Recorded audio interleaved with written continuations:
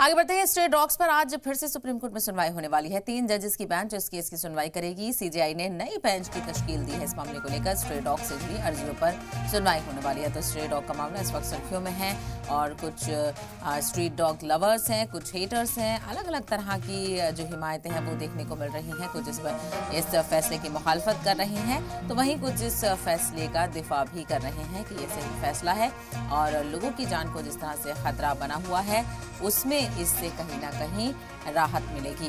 तो ऐसे में आज देखना बेहद अहम होगा। आज भी इस मामले को लेकर सुनवाई होने वाली है और आज क्या कुछ ऑर्डर यहाँ पर दिया जाता है, क्योंकि अभी इस मामले की सुनवाई चल रही है और किस तरह से आर्जी इंतजाम किया जाएगा इन स्ट्रीट डॉग्स के लिए, इसको लेकर भी वजाहत की जाएगी।